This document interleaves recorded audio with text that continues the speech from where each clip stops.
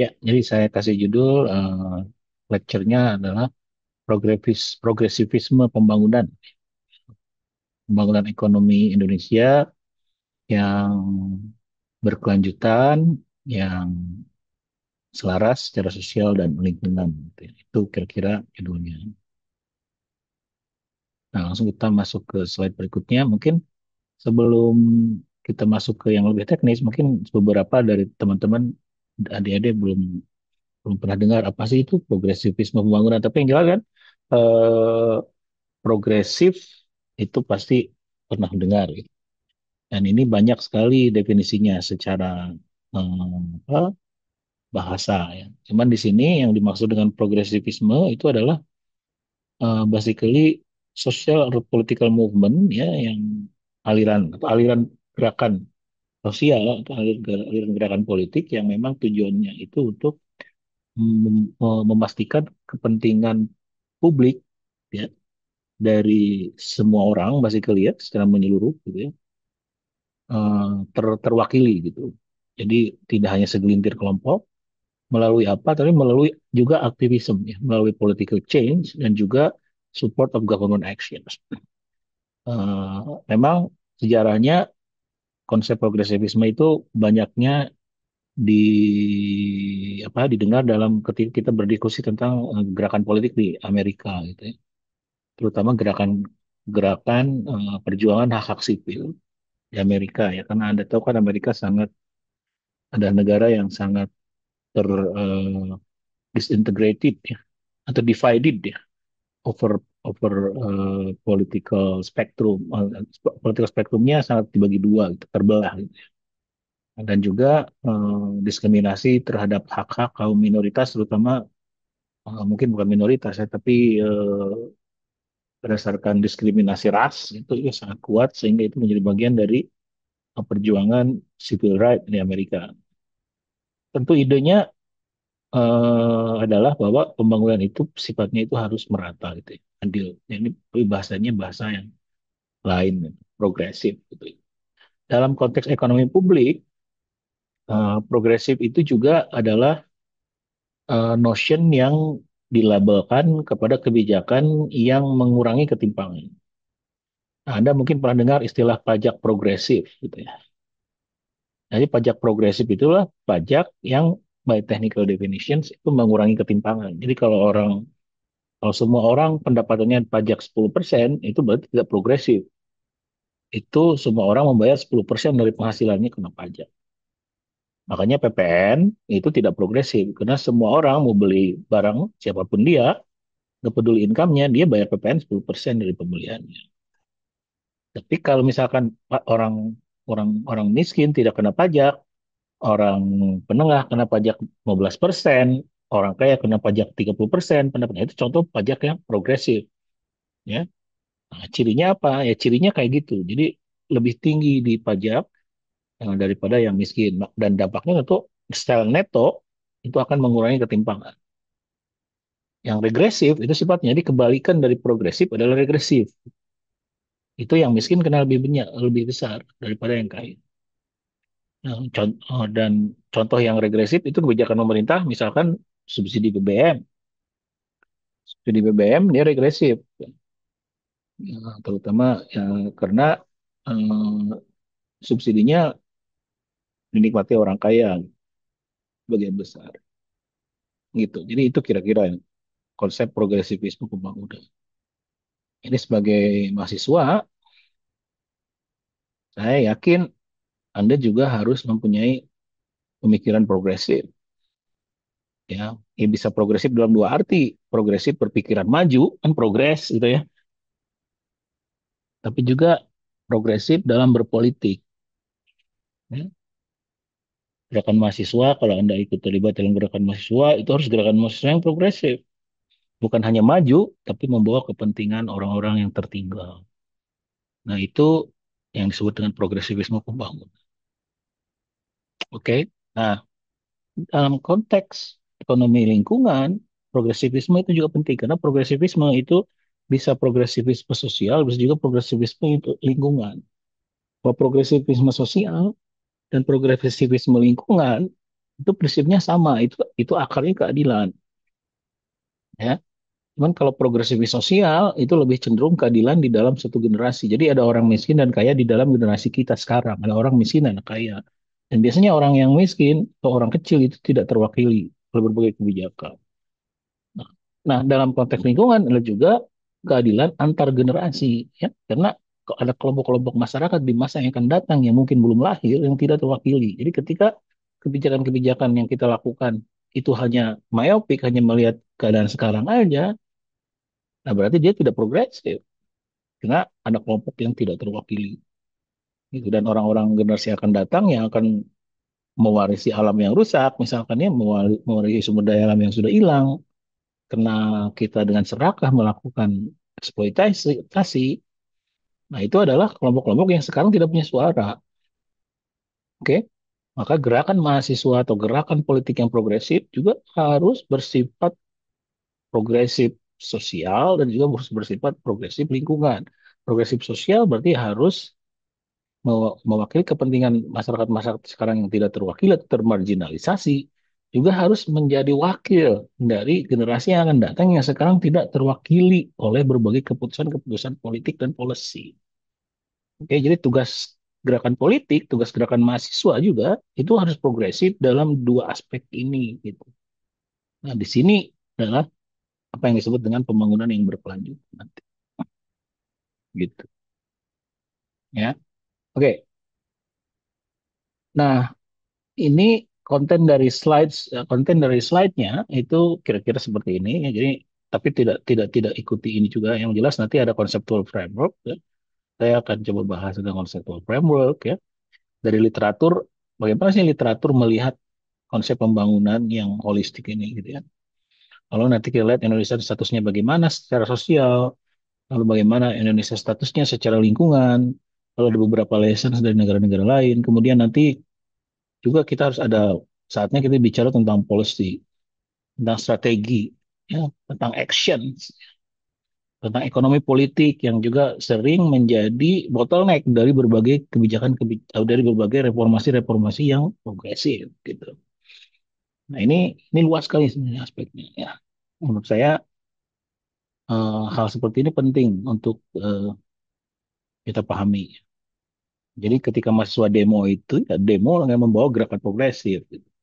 Saya usulkan nih kepada teman-teman di himpunan di mahasiswa gitu ya, kalau ada waktu gitu, kita bikin workshop lah beberapa hari gitu ya, supaya saya bisa memberikan materi ini secara menyeluruh gitu ya pada teman-teman mahasiswa, supaya bisa punya bekal yang cukup gitu untuk bisa berpolitik atau bergerakan atau beraktivisme. Karena kuliah kan nggak cukup waktunya. Anyway, ya jadi eh, kita mulai dari sini. Jadi eh, kalau kita mau berpikir holistik dalam pembangunan ekonomi, maka tentu ada banyak sekali aspek ya. Cuman kalau kita bisa sederhanakan, itu aspeknya itu mungkin kita bisa bagi menjadi tiga ya, yang penting ya. Bukan berarti hanya tiga ya, karena ada berbagai aspek lain ya. Aspek budaya, aspek religi, dan lain-lain ya. Spiritual. Tapi kita coba sederhanakan menjadi tiga aspek. Yang pertama, aspek yang sangat kita kenal ya, aspek ekonomi. Lalu aspek yang kedua adalah aspek sosial. Lalu aspek yang ketiga adalah aspek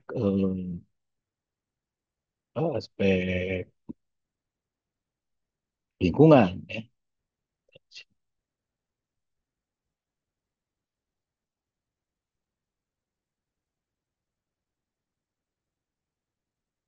Slide-nya aneh. Bentar ya.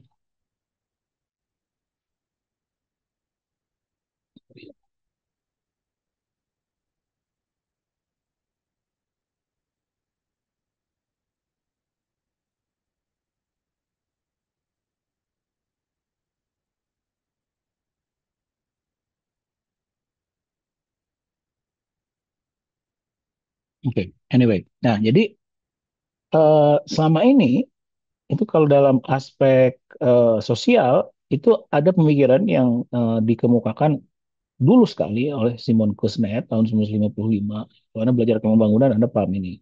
Cuma katanya kalau kita misalkan wakililah indikator sosial pembangunan sosial itu dari dalam konteks pemerataan, ya. Jadi ini mengukur pemerataan, gitu ya. Nah ini pemerataan,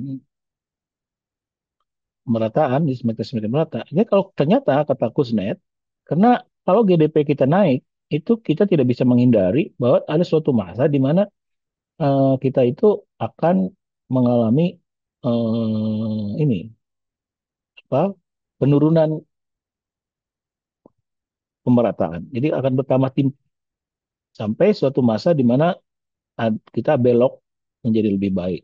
Jadi bentuknya U kayak gini, bentuknya U. Ini disebut dengan Kuznets curve. Nah, sehingga ada trade off di sini. Sebelum kita mencapai tingkat kekayaan tertentu, gitu ya, itu kita tidak bisa menghindari bahwa kalau kita ingin kaya, kalau ekonomi harus tumbuh, maka terpaksa kita harus menghadapi ketimpangan sosial dulu. Nah, ini apa namanya implikasi dari yang apa yang disebut dengan Kuznets curve hypothesis. Kuznets curve hypothesis. Gitu. Nah, kenapa itu bisa terjadi? Kenapa itu bisa terjadi? Ada beberapa hal. Nah, ini yang disebut dengan Kuznets process. Ya. Jadi, Kuznets process itu terjadi karena eh, ketika ekonomi tumbuh, itu yang terjadi adalah apa yang disebut dengan perubahan struktur ekonomi atau structural transformation. Jadi, structural transformation itu adalah ekonomi berpindah dari sektor yang produktivitasnya rendah, gitu ya, bergeser menjadi didominasi oleh sektor yang produktivitasnya tinggi, katakanlah dari pertanian ke non pertanian atau ke industri. Jadi ketika kita bergeser ekonomi itu dari sini ke sini, gitu ya, dari sini ke sini, itu kita mengalami apa yang disebut dengan structural transformation, gitu ya, structural transformation. Nah, ketika mengalami structural transformations, itu kenapa ketimpangan bisa meningkat? Ya karena ada ketimpangan itu bisa menjadi dua dua dua gitu ya. Ada ketimpangan antar kelompok, antar sektor, gitu ya. Sorry. Nah, ini ada ketimpangan within sektor. Oke. Jadi ketika kita bergerak dari banyak orang-orang tuh buruh tuh bergerak, apa, pindah dari sektor pertanian ke non pertanian, itu awalnya tuh kan timpang banget gitu ya. Tapi dia kemudian akan mengalami peningkatan lagi ya. Tapi lama-lama karena semua buruh itu pindah ke sektor industri, jadi antar sektornya jadi hilang. Jadi antar pertanian dan pertanian juga gapnya akan mengecil gitu loh. Karena misalkan karena akhirnya buruh juga sudah banyak di industri, jadi suplainya banyak gitu ya. Jadi upahnya tidak akan begitu tinggi. Lalu di pertanian juga kan buruhnya lama-lama langka kan, jadi dia akan meningkat. Jadi antar antar sektor ini menjadi berkurang ketimpangannya. Nah, yang meningkat itu justru nanti adalah within group komponennya. Ya sehingga kata Kusnet itu ini akan terjadi total inequality-nya seperti ini. Nah, selain itu tentu ada banyak lagi apa alasan ya. Alasannya yang pertama itu adalah centrality of capital and saving ini dalam economic growth ya. Nah, eh,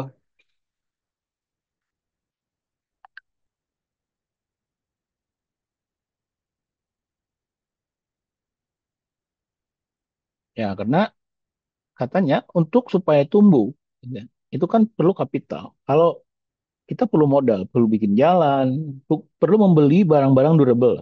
Barang-barang durable itu kan jalan gitu ya, terus mesin-mesin, jadi barang-barang durable yang bukan untuk konsumsi. Sehingga kita perlu orang yang nabung gitu loh. Kalau enggak, kalau orangnya miskin, dia akan beli barang-barang untuk dikonsumsi, bukan untuk di saving. Nah, sehingga kalau negara itu atau ekonomi itu mau tumbuh, maka perlu kapital. Kalau perlu kapital, perlu saving. Kalau perlu saving, perlu orang kaya gitu loh. Nah, ini yang disebut dengan centrality of capital di dalam pertumbuhan ekonomi. Jadi ini yang disebut dengan capital, bahkan kadang-kadang disebut capital fundamentalism, gitu. Nah, ini yang membuat ketimpangan dalam periode tertentu selama beberapa waktu tertentu tidak bisa dihindari. Itu teorinya. Ini teori ya. Lalu ada juga yang disebut dengan trickle down effect. Nah, ini menjadi salah satu trilogi dari pemerintahan Orde Baru. Kan di dalam pemerintahan Orde Baru itu ada trilogi, namanya trilogi pembangunan.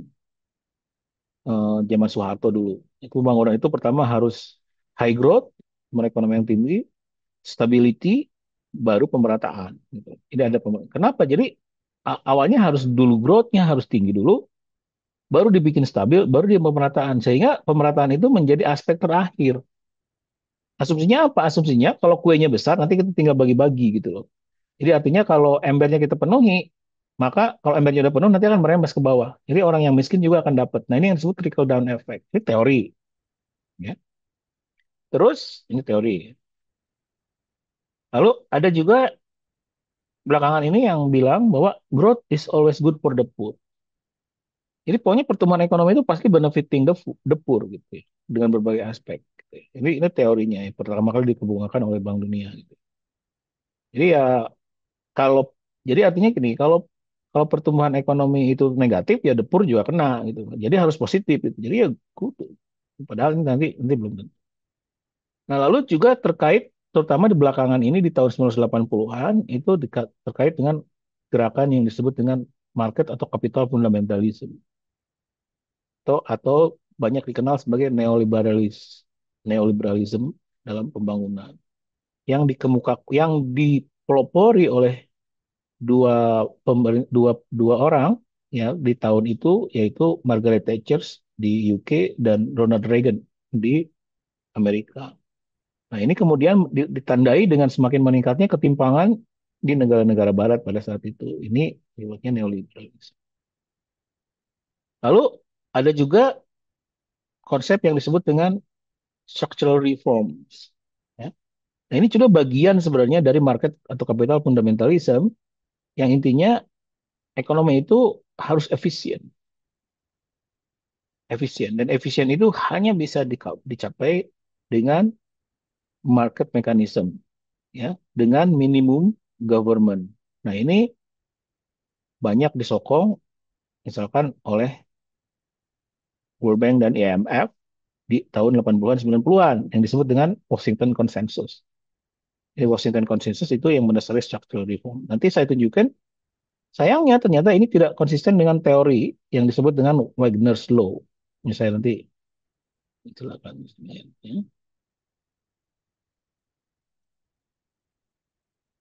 Nah, ini ya disebut sebagai Wagner's Law. Nah, di sini kelihatan bahwa ternyata walaupun hampir semua negara di dunia ini itu adalah ekonomi pasar, ya. Kan ekonomi pasar itu berlaku di hampir semua negara di dunia ini, bahkan di Cina juga ya. Kecuali di Korea Utara kali ya, tidak berlaku mekanisme pasar. Tapi ekonomi pasar itu berlaku di semua negara di dunia. Tetapi ternyata kalau kita lihat data, nah ini data apa? Ini data menghubungkan ini adalah income per kapita, gitu ya. Ya. Ini menghubungkan share dari pengeluaran pemerintah dalam PDB-nya, gitu. Dan Anda lihat bahwa ternyata hukum apa uh, pattern-nya itu adalah semakin maju suatu negara, semakin kaya suatu negara, semakin modern berarti suatu negara kan, itu semakin tinggi peran negaranya dalam GDP atau dalam aktivitas ekonomi. Padahal kata mereka yang menganut market fundamentalism atau neoliberalism, ternyata pemerintahan itu harus minimum. Ternyata faktanya enggak gitu loh. Ya. Nah, misalkan aja negara-negara maju ini, ya bahkan di Amerika, mana ya Amerika, bisa lihat. Nah, USA aja ini, ya. USA itu hampir 40% ekonomi aktivitinya itu di-driven oleh negara gitu loh. Bayang nggak sih? Negara yang menjadi Mekahnya, the Mecca of capitalism, ya, itu hampir 40% aktivitas yang didriven oleh negara. Sementara Indonesia, nah ini Indonesia, ya, yang ideologi ekonominya itu adalah Pancasila, itu hanya kurang dari 20% saja aktivitas ekonominya disokong oleh negara gitu loh. Jadi yang kapitalis siapa sebenarnya di sini? Kan Anda bisa lihat di sini. Ya, memang ternyata banyak faktor ya. Yang jelas di sini Indonesia agak unik ya. Kenapa agak unik coba lihat?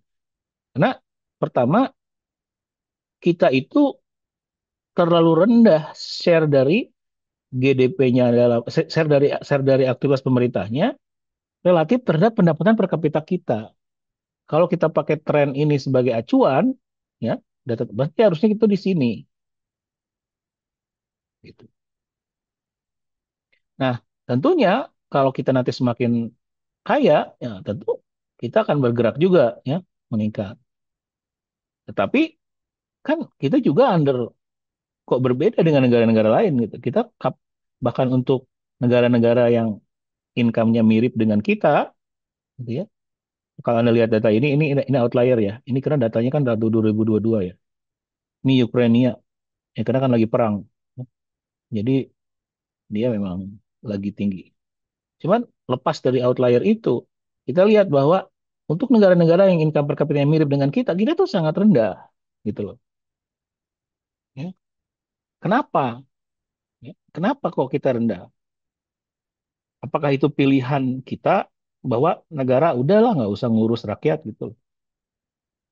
Biar rakyat ngurus sendiri gitu. Biar market yang menentukan rakyat sejahtera atau tidak, biar market aja gitu. Karena rakyat kita sudah sangat kompeten dalam bersaing dengan sendirinya gitu. Apakah itu? Menurut saya sih bukan. Ya, penyebab utamanya salah satunya adalah karena kemampuan negaranya dalam mengumpulkan sumber daya dari masyarakat, ya, tax ratio. Jadi kita kan negara itu ya hadir bukan semerta-merta tidak hadir. Negara itu dimanapun juga hukum alamnya itu harus dihadirkan oleh rakyatnya, bukan hadir dengan sendirinya. Kecuali negara-negara yang ya semua negara lah, ya semua negara nggak ada negara yang tiba hadir. Itu harus ada collective decisions bahwa negara itu dihadirkan, ya. Oleh apa ya? Oleh pajak gitu. Jadi ya tax ratio kita masih rendah, hanya makanya kita belum hadir gitu loh. Ya sekarang ini kan rakyat kita itu masih merasa bahwa negara itu harus hadir di semua aspek kehidupan, tapi ketika harus berkontribusi itu ya nggak mau gitu loh. Itu masih ada pemikiran seperti itu di rakyat kita. Itu satu. Terus kedua memang barangkali eh, kontribusi rakyatnya terhadap kehadiran negara itu mungkin dirasa pengalokasian pertanggungjawabannya kurang adil gitu loh. Ya, contoh misalkan ya, yang konyol nih. Kenapa anggota DPR yang income-nya ratusan juta nggak bayar pajak pendapatan? Kan konyol. Ya berarti kemampuan negara mengumpulkan pajak tax ratio dari rakyatnya itu tidak ada yang sifatnya policy atau sengaja gitu, yang bisa dikoreksi gitu loh. Mana ada di dunia ini ada anggota DPR yang nggak harus bayar pajak dari pendapatannya. Mau tukang beca aja bayar pajak. Jadi menurut saya, kalau mahasiswa mau turun ke jalan, tuntutan yang pertama harus itu. Jelas-jelas itu kekonyolan. Ya. Jangan, saya nggak bilang ketololan, nanti saya di demo. Kekonyolan. Kekonyolan itu. Ya. Jadi, ya ini contoh, inilah yang menyebabkan kita mungkin di sini salah satunya, karena banyak faktor. Jadi artinya sistem pajak kita, pertama mungkin rakyatnya juga masih enggan untuk berkontribusi terhadap negara. Kedua, pengelolaan penerimaannya juga, artinya yang seharusnya berkontribusi lebih itu tidak berkontribusi lebih. Itu satu. Atau mungkin juga karena hal lain. Karena administrasi kita yang belum baik. Ya, tax sistem kita yang belum baik untuk bisa mendetek orang untuk bayar pajak. Atau juga efisiensinya. Efisiensinya adalah pengeluarannya juga mungkin ternyata nggak tahu kemana gitu. atau di korupsi dan lain-lain itu juga faktor yang lain. Jadi banyak lah ya. Tapi intinya itu, intinya kita agak outlier ya dalam hubungan antara kemampuan kita dalam mengumpulkan pajak dan juga kemauan kita untuk lebih berperan dalam aktivitas ekonomi dalam sebuah negara gitu, dibandingkan dengan negara-negara lain.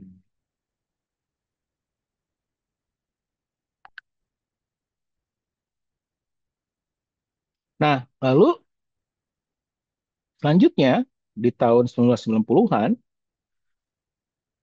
ada juga konsep yang terinspirasi oleh si Kuznets ini ya, yaitu environmental Kuznets curve. Itu yang pertama kali menemukannya dua orang ini nih. Ini uh, Grossman on Kruger paper tahun 1991 gitu ya.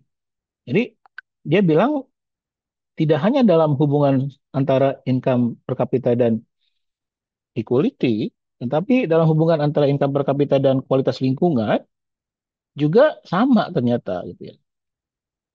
Jadi ada suatu masa di mana eh, kalau kita ingin pertumbuhan ekonomi kita tinggi, ya, maka ada suatu masa di mana terpaksa kita harus tidak bisa menghindari bahwa lingkungan itu rusak dulu gitu loh. Gitu. Ya. Baru kemudian baru kita kalau sadar dari sini baru sadar, lalu ya kita memperbaiki diri gitu. Jadi artinya dalam dalam dalam jangka di awal-awal proses pembangunan ekonomi itu kita tidak bisa menghindari ada trade off ya, trade off, trade off antara pertumbuhan ekonomi dan kualitas lingkungan gitu ya. Jadi harus kotor dulu nih udara nih kalau kita mau bangun perkotaan. Nah, ini yang disebut dengan environmental Kuznets curve. Nah, apa alasannya kenapa hubungan itu terjadi? Gitu ya. Ada banyak ya, cuman beberapa yang mungkin boleh saya sampaikan. Di antaranya adalah, oh, untuk tumbuh kita perlu industrialisasi. Kalau industrialisasi kan polusinya banyak dibandingkan dengan jasa atau misalkan pertanian gitu ya, nggak begitu banyak polusinya. Kalau industri jelas-jelas, karena industri itu kan memproses bahan baku menjadi output yang bernilai tambah tinggi gitu ya. Dalam prosesnya kan itu akan pertama dia sangat material intensif. Material intensif itu membutuhkan bahan baku, berarti kita harus gali tuh tambang, hilirisasi kan, gali tambang, gali nikel, masukin proses, kemudian memprosesnya itu ada polusinya, ada buangannya, ada waste-nya. Nah ini proses industrialisasi ini tentu merusak lingkungan gitu. Jadi, tetapi industrialisasi tidak bisa dihindari gitu ya. Kita harus industrialize kalau. Nah yang kedua adalah urbanization. Nah ini terkait dengan population, population pressure. Kalau kita ingin melakukan pembangunan ekonomi, maka urbanisasi itu udah pasti tidak bisa kita hindari ya. Nah, urbanisasi itu kalau dia tidak ditata dengan baik gitu ya, ya maka tentu akan menjadi banyak problem-problem lingkungan terutama di perkotaan ya, sampah menumpuk gitu ya. Polusi udara dari kendaraan bermotor, polusi sungai ya, banjir, eh, panas, building heat, kemacetan. Nah, ini problem-problem ini tidak bisa kita hindari katanya. Lalu yang ketiga yang adalah notion atau anggapan yang menyatakan bahwa lingkungan itu adalah barang mewah gitu. Jadi kualitas lingkungan itu barang mewah gitu. Jadi hanya orang kaya lah gitu yang berhak untuk mendapatkan lingkungan bersih. Nah, ini juga konsep yang banyak beredar. Terus ketiga apa? Kan kalau negara yang biasanya masih belum maju, pendapatan per kapita yang masih rendah, itu regulationnya juga kurang baik gitu ya. Ya karena bagaimanapun juga kan kita perlu to regulate. Dan regulate itu misalkan mengontrol atau menginspeksi berapa besar limbah yang keluar dari perusahaan atau pabrik-pabrik. Itu kan perlu regulator. Dia kan perlu digaji. perlu pakai alat dan lain-lain. Nah, ini yang membuat ketika negara belum kaya, terpaksa harus menerima kenyataan bahwa polusinya harus banyak dulu katanya. Dan ini terkait dengan yang kelima, yaitu lack of resource untuk melakukan pengendalian lingkungan. Lalu yang terakhir ini yang menarik ya, yang menarik ini buat bahan diskusi itu adalah historical fairness katanya. Kalau kami negara, kalau negara-negara maju sekarang itu kan yang udah maju sekarang itu dulu kan ketika membangun di awal-awal juga polusi juga gitu, merusak lingkungan juga ya, bahkan merusak lingkungan-lingkungan yang akhirnya dirasakan oleh negara lain dampaknya seperti perubahan iklim gitu. Nah, oleh karena itu, maka kenapa kita nggak boleh negara berkembang untuk polusi duluan? Gua mereka juga polusi dulu. Nah, ini apa yang diistilahkan sebagai historical fairness, gitu. Ya. Nah, oke.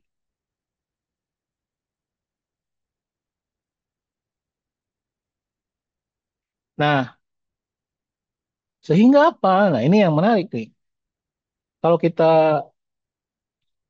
kita kombinasikan ketiga aspek tadi, ya aspek ekonomi, aspek sosial, kemudian aspek lingkungan, maka diagram ini membuat kita bisa mengilustrasikan bahwa kalau ekonomi itu mau tumbuh, ya, gitu ya, ke sini gitu ya, atau ke sini gitu ya, kan ke sini, ya, karena ini sama ya, maka ini tidak bisa dihindari, gitu, ya, tidak bisa dihindari. Jadi terpaksa kalau ekonomi mau tumbuh di awal periode minimal sampai titik beloknya itu kita akan mengalami deterioration, baik dari segi sosial, ya, gitu ya, maupun dari segi lingkungan. Ini, ya, trade off-nya. Jadi kalau kita mau tumbuh, katanya terpaksa, terutama di at early period of the development, maka kita harus eh, mengalami penurunan kualitas lingkungan dan penurunan kualitas sosial. Ya. Nah ini pemahamannya. Soal pertanyaannya adalah tentu, is that true? Gitu ya. Itu kan teori, ya. Salah satu paradigma pemikiran yang mungkin saja benar, tapi belum tentu juga, gitu loh. Nah, sekarang pertanyaan selanjutnya, apakah itu selalu betul, atau itu salah? Oke. Nah, ternyata apa yang kita lihat di sini itu adalah paradigma yang ternyata adalah paradigma yang sudah obsolete atau sudah nggak udah nggak laku lah basically. Dan sudah banyak terbantahkan gitu ya. Kalau kita lihat paradigma-paradigma baru gitu ya. Cara-cara pemikiran-pemikiran baru. Ya. Nah, kenapa? Karena ternyata nanti nanti kita jelaskan. Jadi kuliah ini basically intinya untuk mencoba untuk argue bahwa paradigma baru itu lebih benar gitu loh, daripada paradigma lama itu. Ya, nah paradigma barunya nanti nanti saya jelaskan lagi secara detail seperti apa persisnya. Tapi intinya jadinya ternyata mungkin juga itu kita hindari, ya. Kita hindari misalkan dengan untuk yang sosial ternyata kita bisa ada istilahnya yang disebut dengan inclusive growth. Nah, di inclusive growth itu eh, pembangunan itu tidak selalu harus mengurangi pemerataan. Ternyata bisa juga pertumbuhan ekonomi itu dibarengi atau bahkan bukan dibarengi ya, berbarengan dengan peningkatan kualitas sosial dalam aspek terutama ketimpangan. Atau dalam dalam atau dalam ini atau dalam lingkungan. Ternyata ada juga green economy. Green economy itu ternyata tidak harus juga bahwa eh, pembangunan itu berjalan selalu dengan kerusakan lingkungan, tapi bisa juga enggak. Gitu. Ini enggak kan? Nah, ini enggak. Nah, sehingga tidak harus bahwa kalau kita tumbuh itu ini selalu ke sini gitu. Tapi bisa juga ke sini. Nah, ini yang secara holistik disebut dengan konsep sustainable development. Sustainable development. Tentu sekarang, tentu sekarang argumennya how can we explain that this is yang yang benar gitu, ya.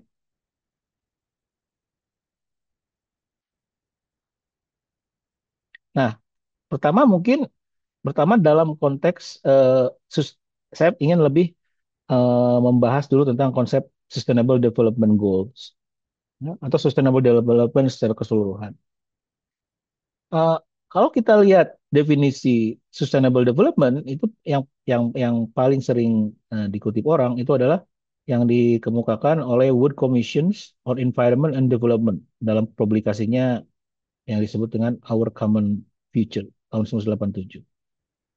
Jadi sustainable development itu didefinisikan sebagai pembangunan yang meet the need of the present without compromising the ability of future generation to meet their own need. Jadi intinya dari pembangunan berkelanjutan itu adalah sebenarnya keadilan, ya. Nah, kalau kita lihat di sini keadilan itu nah dia ini akan lebih apa namanya clear atau koheren gitu ya. Kalau kita define keadilan itu menjadi hal yang dua hal yang berbeda, yaitu keadilan intragenerasi dan keadilan antar generasi.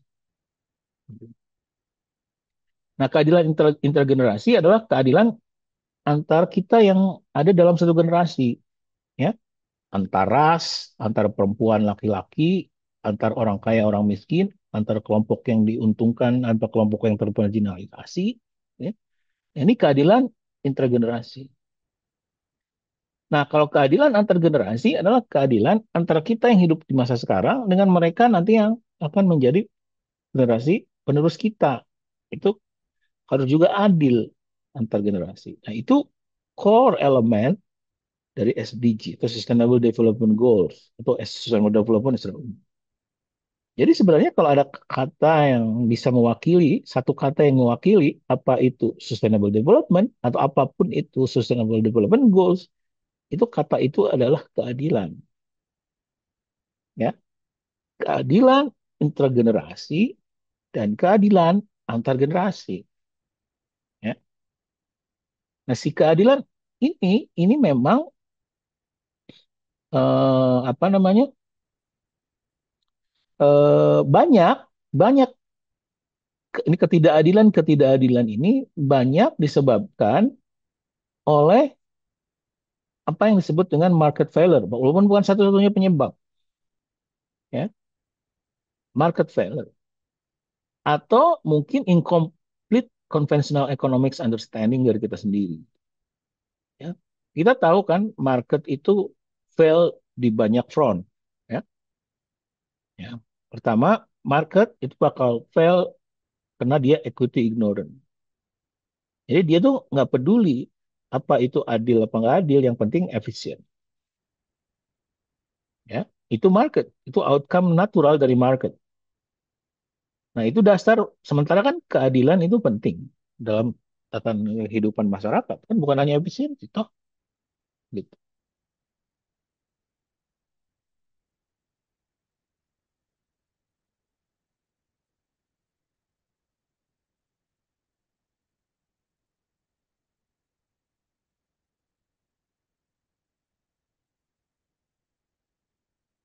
Oke. Lalu kemudian market juga gagal dalam menyelesaikan problem externalities. Nanti kita di kuliah SDAL ini ada beberapa kuliah khusus yang tentang externalities.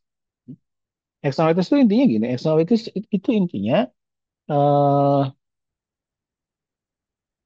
externalities itu intinya bahwa cara berhitung kita atau agen ekonomi, baik konsumen maupun produsen, itu hanya melihat yang accounting aja, yang tangible aja. Tetapi harga dan biaya itu juga ada yang intangible. Ketika si pabrik tekstil itu menghitung keuntungan dan menghitung revenue and cost-nya, dalam cost-nya itu dia tidak mempertimbangkan bahwa kalau dia membuang sampah sembarangan atau membuang limbah sembarangan, itu ada orang lain yang sakit kulit gitu di hilirnya sungai karena dia harus berobat ke rumah sakit karena sakit kulit atau beli obat salep gitu ya. Nah, itu kan biaya sebenarnya. Biaya untuk apa? Biaya untuk memproduksi tekstil loh, gitu. Tapi itu tidak masuk ke dalam income statement dari si perusahaan. Nah, itu contoh externalities. Nah, externalities ini Marsat tidak bisa melakukan penyelesaian masalah dengan sendirinya. Lalu yang selanjutnya juga dalam konteks public good provisioning. Pasar itu tidak bisa create public goods. Ya, karena ada masalah free riding kan. Di ekonomi mikro Anda belajar the efficient allocations of public goods. Nah, kita tahu ya ada konsep free riding bahwa pasar kalau dibiarkan dengan sendiri tidak bisa bikin public goods. Bandara lah, jalan lah, dan lain-lain itu tidak bisa. Nah, lalu dalam konteks keadilan antar generasi juga pasar itu seringnya myopic dia. Jadi present bias gitu. Jadi dia hanya ngelihat jangka pendek tapi tidak dalam jangka panjang. Lalu yang terakhir juga ada political economy dynamics yang dimana ini terutama dalam konteks pengambilan kebijakan yang sifatnya political choice ya karena biasanya banyak agenda-agenda kebijakan yang berguna untuk rakyat banyak itu ternyata sering tidak terjadi karena ada kepentingan-kepentingan kelompok tertentu ya yang ternyata lebih kuat lobbynya ke center of policy making. Nah, ini political economy dynamics yang juga harus kita pahami kalau kita ingin menyelesaikan masalah.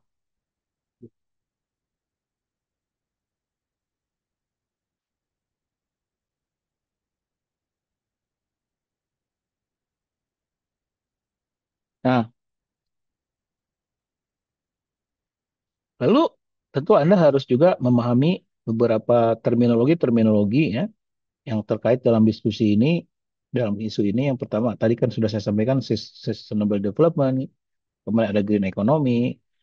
Jadi green economy itu eh, tentu kita sebagai mahasiswa ekonomi harus paham ya. Sini ada ya, sebelum itu.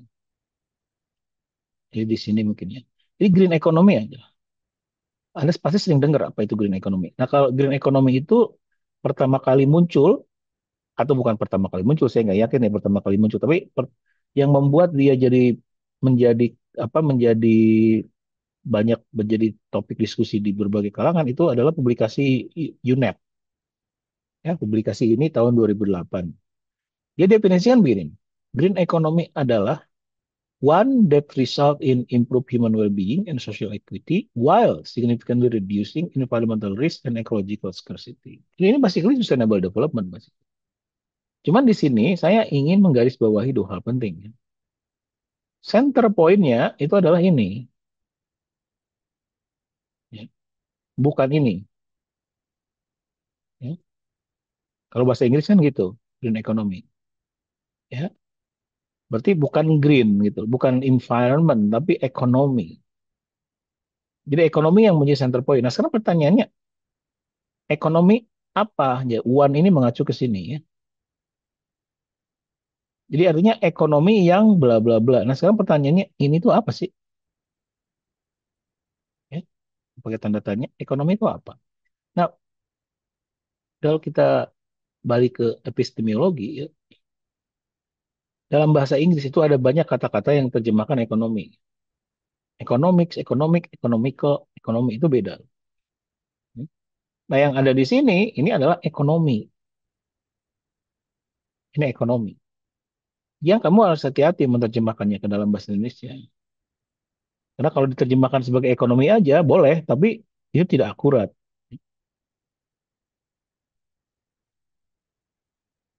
Ya, ya, penerjemahan ya ekonomi menurut saya terjemahan yang lebih tepat itu adalah perekonomian atau sistem ekonomi.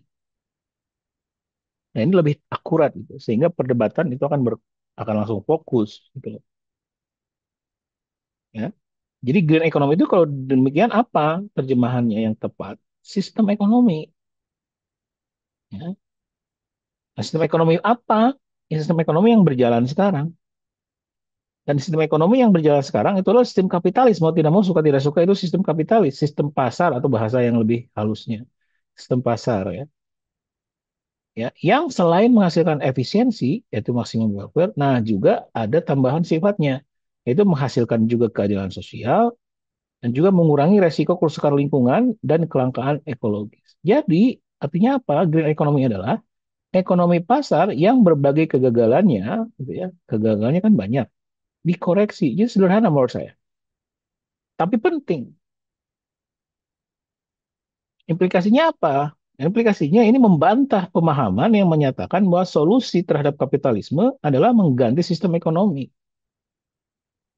Ya, misalkan sistem ekonomi Pancasila, sistem ekonomi Islam, sistem ekonomi Kristen, sistem ekonomi itu. Jadi green economy sama sekali bukan upaya untuk mengganti sistem ekonomi kapitalisme. Kenapa? Ya memang terbukti berhasil so far so, kalau dikoreksi gitu loh, elemen-elemennya. Jadi tidak bumi hanguskan sistem ekonomi market, tapi memperbaikinya gitu loh. Bukan berarti saya tidak open terhadap alternatif sistem ekonomi, ya tapi masih jauh lah. Karena buat apa kita, kalau anda main bola nih atau adik-adik cowok yang suka main championship manager, kalau anda punya sebuah tim bola yang menang terus, yang sudah cukup menang lah gitu di liga itu gitu loh, lo ngapain ganti semua whole system tim gitu? Don't change the winning team. Kalau kalah-kalah di beberapa pertandingan, ganti-ganti aja pemainnya gitu. Jangan ganti total, semua dijual, bikin tim baru, bikin jersey baru, bikin seragam baru, bikin nama baru gitu ya. Ya, misalkan Manchester United Serie A, misalkan ini saya soal bercanda. Manchester ekonomi Pancasila ngapain gitu? Karena jangan juga ter ter ter terkunci, bukan terkunci, jangan terlalu terjebak ya dengan hal-hal yang sifatnya simbol aja. Karena itu tidak produktif. Mending kita fokus ke esensi gitu loh. Esensinya aja yang kita perbaiki gitu loh. Jangan kita berdebat panjang, berbulan-bulan, berhari-hari, mempermasalahkan nama gitu. Padahal esensinya sama. Sayang dong waktunya, gitu aja sih prinsipnya. Nah, jadi sekali lagi ini pemahaman saya ya. Ini sifatnya objektif aja gitu.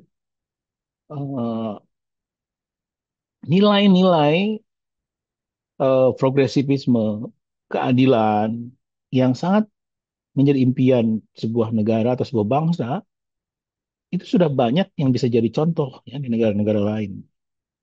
Ya, misalkan di negara-negara Nordik, negara-negara Skandinavia, ya, atau negara-negara Australia, misalkan yang sifat welfare-nya tinggi. Bukankah itu yang ingin kita cari dan hampir semua negara di dunia ini menggunakan sistem kapitalisme yang dikoreksi, gitu ya. Jadi, jadi itu.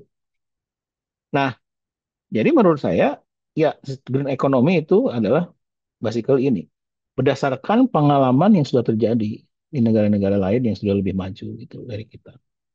Dan kalau kita lihat Undang-Undang Dasar 45, ya, itu sebenarnya green economy itu sudah eksplisit tertulis dalam konstitusi. Terutama kalau Anda lihat ayat 4, ya. Di sini jelas ditulis bahwa perekonomian nasional itu diselenggarakan berdasarkan atas demokrasi ekonomi. Pertama jelas di sini ada kata demokrasi ekonomi. Demokrasi ekonomi. Demokrasi ekonomi itu secara implisit itu adalah kapitalisme, ya. Itu pada dasarnya itu ya basically mekanisme pasar gitu.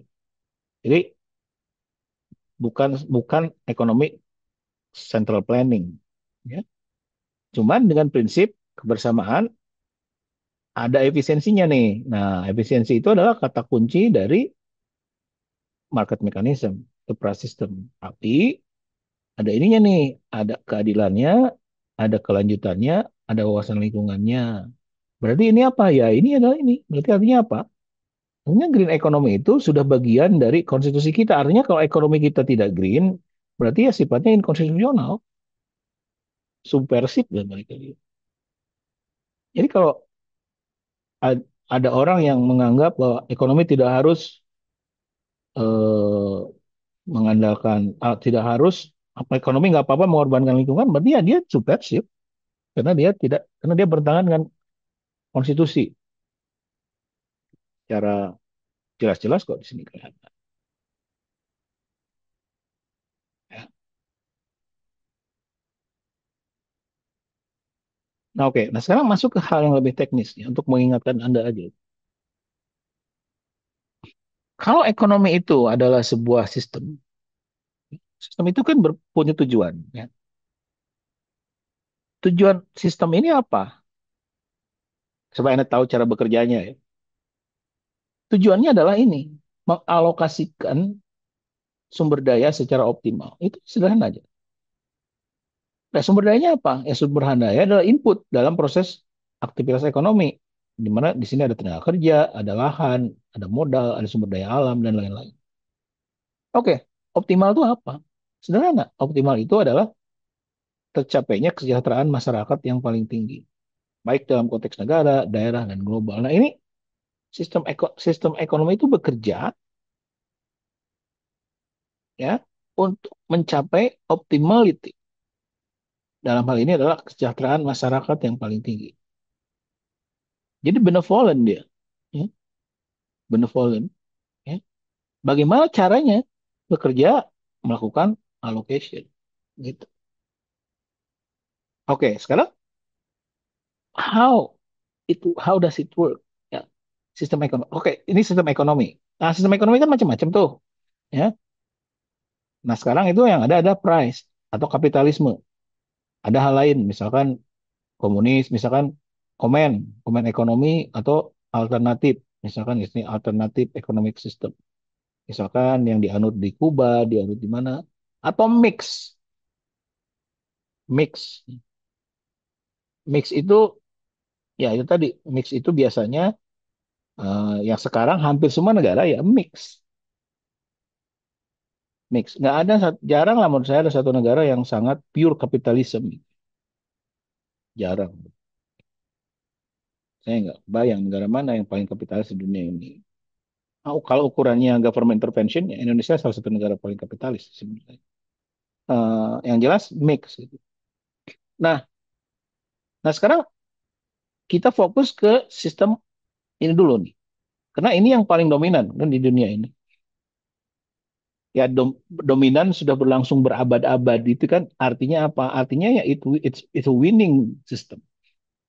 It's a winning system, ya. It is a winning team. Tim yang menang, ya. Nggak asal ya. Ya, nggak maksudnya belum kolaps minimal sistem ini. Nah, ini bagaimana dia bekerja? Kok bisa ya jadi winning system? Kok bisa ya sistem harga ini, mekanisme pasar ini atau sistem kapitalisme ini kok bisa ada sampai sekarang ya? Kok nggak runtuh gitu? Katanya jelek ya. Katanya rakus, katanya menindas, katanya tidak adil gitu. Why is a winning system? Coba Anda tanya deh, kalau Anda yang sangat antusias itu dalam kritik kapitalisme gitu ya. How that thing has been exist until today gitu ya. Wah, ini pertanyaan yang sangat filosofis ya karena ada berbagai aspek ya. Tapi yang jelas mungkin sebelum kita kritik ke bentar.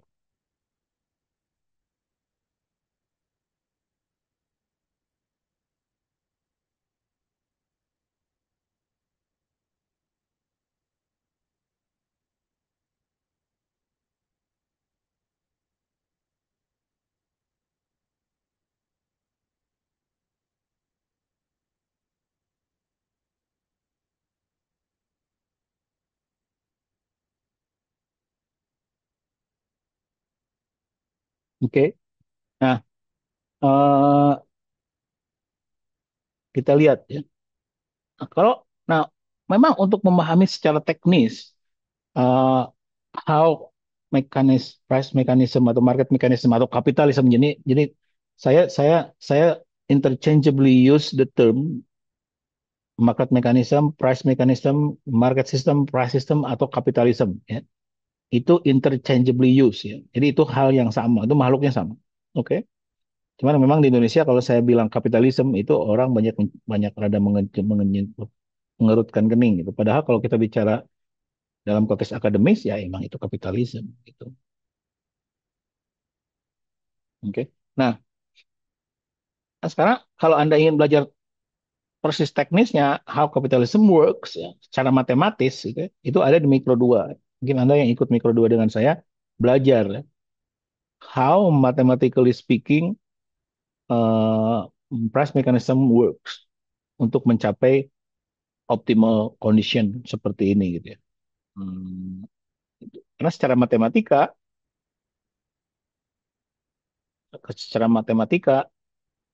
ini tuh bisa dibuktikan gitu ya.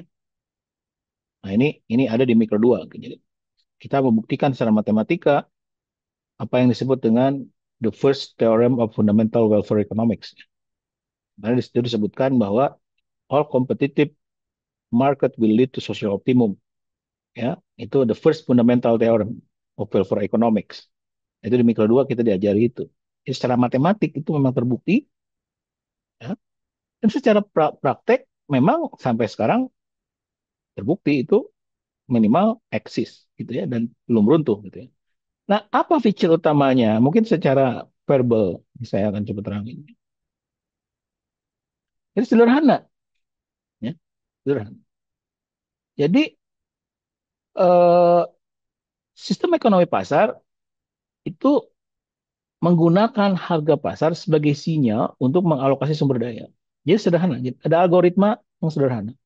Kalau harga pasarnya tinggi, maka itu signal untuk mengalokasikan sumber daya lebih banyak ke pengalokasian barang itu, barang yang harganya tinggi itu. Kalau harga pasarnya rendah, maka itu adalah sinyal untuk mengalokasikan sumber daya untuk memproduksi atau menghasilkan banyak barang itu lebih sedikit. Algoritmanya itu, ya. Nah, harganya apa? Harganya ditentukan di pasar.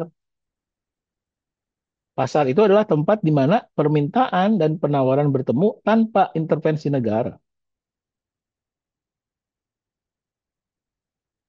gitu. Dan di sini mulai kita bisa melihat cacatnya sistem ini. Ya. Pertanyaannya adalah, apakah harga pasar itu akurat dalam menunjukkan nilainya di mata masyarakat? Itu pertanyaannya. Karena ternyata tidak. Harga pasar belum tentu mencerminkan nilai ya dari yang dirasakan atau yang dipersepsikan oleh masyarakat secara umum. Sehingga kalau itu salah bisa berbahaya. Karena kalau harga pasarnya itu nol misalkan, itu artinya jangan alokasi. Sekarang pertanyaan selanjutnya adalah, oke, kalau gitu boleh nggak kita diskusinya langsung diarahkan ke menjawab pertanyaan ini. Seberapa besar harga pasar itu bisa mencerminkan nilai ya, dari barang tersebut atau sumber daya apa aktivitas ekonomi tersebut di mata masyarakat atau di mata kita manusia lah Mas itu.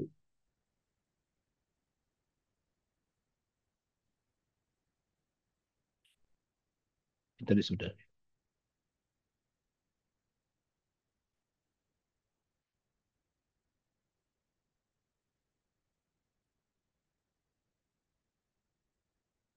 Ini sebelum.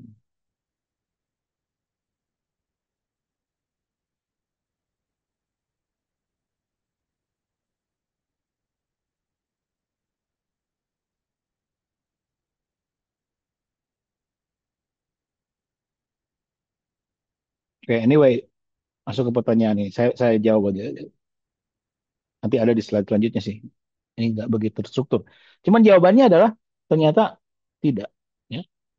Jawabannya adalah Eh, saya biasanya mensurvei mahasiswa ya, untuk menuliskan 5 hal yang paling bernilai buat Anda gitu. Apapun itu ya. Mau dianggap ya apa yang paling Anda inginkan lah dalam hidup lah. Gitu ya. Itu kan menjadi sesuatu yang paling bernilai gitu. Lalu dituliskan tuh dalam survei ya, di kelas. Kemudian kita lihat hasilnya ya dengan cloud word cloud ya misalnya. Itu nampak bahwa 80% apa yang diinginkan kita itu tidak bisa dibeli di Alfamart atau di Indomart. Itu artinya ternyata sebagian besar hal yang kita anggap bernilai itu nggak ada harga pasarnya gitu. Nah, sehingga apa ya? Sehingga kalau kita rely purely gitu ya on non-intervented system, ya, non-intervened system, non-regulated system, yang ternyata gagal untuk menilai 80% aspek yang kita nilai tinggi dalam kehidupan, ya konyol gitu loh. Disinilah the most failing komponen dari kapitalisme.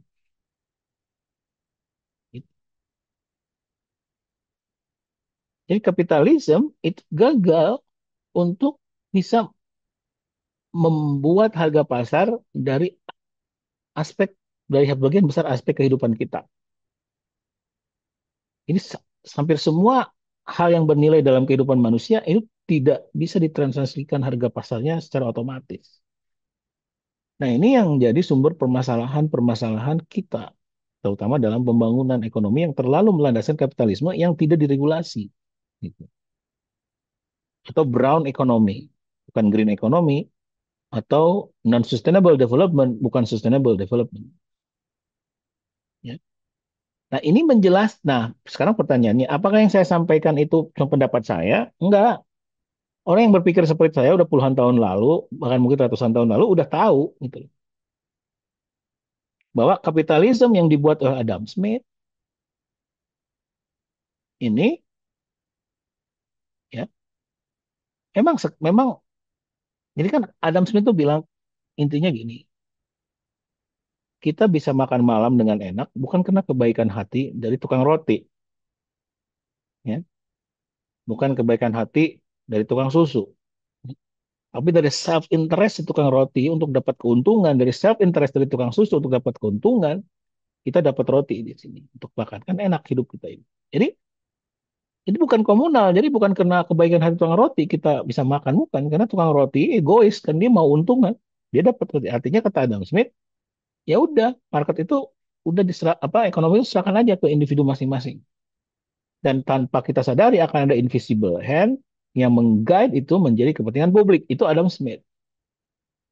Oke, itu tahun 1000 berapa ya? 600-an ya, 1600-an itu. Ratusan tahun yang lalu dia bilang gitu. Nah, sehingga mulailah apa yang disebut dengan era kapitalisme di Eropa, di Inggris dan lain-lain. Apakah pada zaman itu belum ada Arif Ansari Yusuf yang bilang, oh ini salah gitu? Karena harga pasar bukan sih enggak, ya. Dari situ banyak orang yang mulai ngelihat secara kritis apa itu.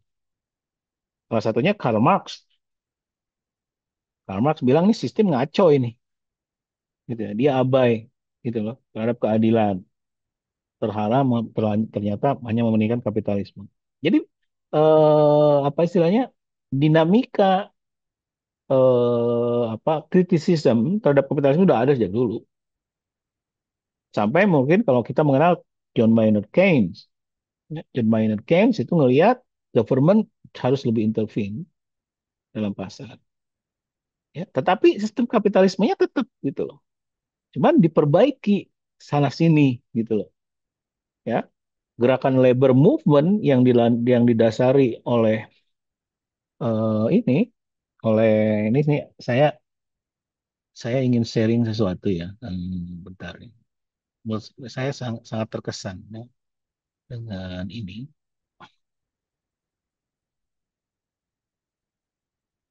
Saya kan hobi jalan-jalan ya. Nah, terakhir saya jalan-jalan ke sini nih. Hmm.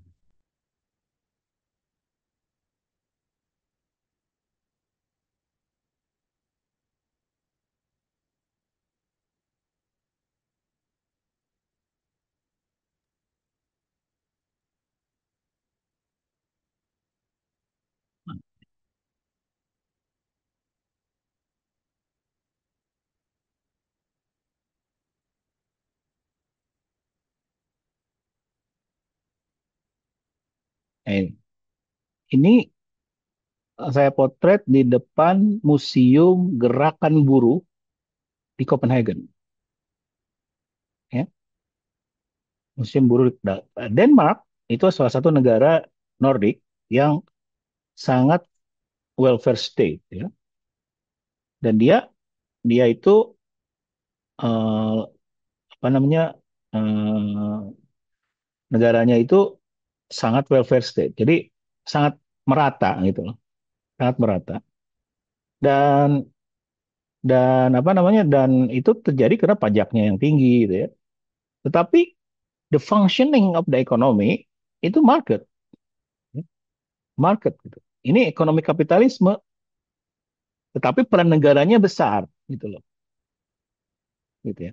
Jadi peran negaranya besar dan ini salah satunya terjadi karena kekuatan gerakan buruh di negara tersebut gitu loh. Nah, ah, yang ingin saya share adalah bendera ini warnanya merah gitu. Tetapi tidak ada logo Palu Aritnya gitu loh. Karena kalau ada logo Palu Aritnya itu orang langsung identify itu berkomunis. Tapi dulunya mungkin logo Palu Arit gitu loh. Tapi ketika ekonomi Denmark itu sudah berkembang melalui transformasi struktural, ya Palu, Palu Arit udah nggak relevan lagi. Karena semakin maju suatu negara, itu dia akan nggak ada arit ya, karena agriculture-nya mungkin nggak dominan lagi. Masuk ke industri baru jadi Palu. Tapi ketika suatu negara kayak Denmark, itu ekonomi aktivitasnya kan bukan bukan lagi industri, bukan lagi bukan lagi ke pertanian, tapi dia sudah menjadi sektor yang sangat service intensif, intensif ya. Jadi lucu kalau gambarnya Palu Arit, mana ada Palu Arit, nggak ada Palu Arit, tapi sistem filosofinya itu sama gitu loh. Filosofinya sama. Bahwa ini adalah red idealism, jadi sosialisme, ya. Jadi mix ekonomi antara sosialisme dan kapitalisme, gitu ya. Atau welfare state, ya. Di mana dia ya ini adalah the most progressive country in the world, ya. Rakyatnya sejahtera, itu ya, terlindungi, bayar pajak tinggi, tapi nggak protes gitu loh. Ya, ya mekanisme pasar berlaku karena tanpa ada mekanisme pasar nggak mungkin ada insentif. Artinya apa? Mekanisme pasar itu penting untuk pertumbuhan ekonomi karena dia adalah pengejawantahan dari meritokrasi. Kalau sistem komunisnya Mao Zedong zaman dulu itu nggak mungkin ekonomi Cina tumbuh seperti sekarang gitu loh, karena tidak ada meritokrasi. Jadi semua orang mau malas apa nggak malas tetap dapat income segitu. Ya nggak jalan lah. Akan banyak free rider di dalam ekonomi. Berarti harus ada meritokrasi, harus ada sistem yang sifatnya. Nah, kapitalisme itu baiknya itu adalah dia membuat sistem meritokratik yang men-reward gitu. Ya, yang mereward eh, orang kalau dia rajin gitu loh. Dan dan menarik sekali karena kan saya paling sering kalau jalan-jalan kalau lagi ke Eropa gitu ya. Ke Amerika baru beberapa kali. Baru tahun kemarin saya pertama ke Amerika. Di situ ketika Washington saya lihat banyak sekali orang hidup di tenda-tenda gitu loh. Padahal itu suhu tuh minus 12 derajat Celcius gitu loh. Di situ saya ngelihat bahwa di Amerika itu beda dengan di Eropa. Amerika itu dia negara yang dibangun dengan fondasi meritokratik at the extreme level. Gitu. Tetapi dia buka, ya lepas dari sekarang ya karena Donald Trump, tapi dia buka siapapun, lu mau masuk ke sini silakan, lu mau bekerja silakan, lu mau bersaing kerja keras silakan. Makanya apa? Makanya mau separah apapun Amerika dipimpin oleh presidennya, Nobel Prize winner itu paling banyak dari mereka. Negara yang Nobel Prize-nya paling banyak ini dari Amerika gitu loh. Mau sekonyol apapun pemimpinnya, gitu ya. Karena dia dibangun atas dasar meritokratik gitu loh. Dan siapapun masuk, mau orang India, mau orang Cina, mau apa segala macam. Ya, tetapi kalau gagal mati aja situ. Amerika tuh, kami banyak pengemis, banyak gelandangan gitu ya. Nggak aman negaranya, ketimpangannya tinggi. Beda dengan di Negara-negara Eropa daratan, Belanda, ya, Inggris itu pengecualian, ya, Belanda, Jerman, Denmark, itu negara-negara welfare. Jadi makanya dia tidak semaju Amerika dalam hal sains dan lain-lain, karena kurang meritokratik. Tapi itu kan pilihan, gitu loh. Itu pilihan. Yang harus dihindari itulah negara yang dari dua aspeknya gagal, gitu loh. Meritokratiknya nggak ada, perlindungan sosialnya juga nggak ada, gitu loh. Bisa nggak ke negara kayak gitu? Ya ada. Negara gagal itu namanya. Salah satunya mungkin ciri-cirinya negara negara kita mungkin sudah mendekati ke arah sana karena meritokratiknya kurang itu. Orang yang berhasil adalah orang yang dekat dengan kekuasaan. Itu kan tidak meritokratik. Juga perlindungan sosial kagak ada gitu. Jadi gimana ini negara-negara perlindungan sosialnya kagak ada, meritokrasiknya juga nggak jalan gitu loh. Nah, ini adalah sejelek-jeleknya sebuah sistem gitu. Oke, kalau kita mau kita ambil good aspect all of the extreme, memixnya dengan baik gitu. Nah itu itu itu PR kita masih banyak.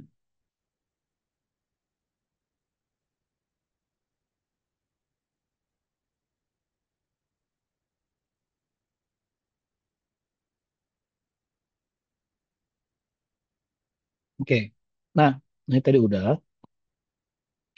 ya ini paradigmnya.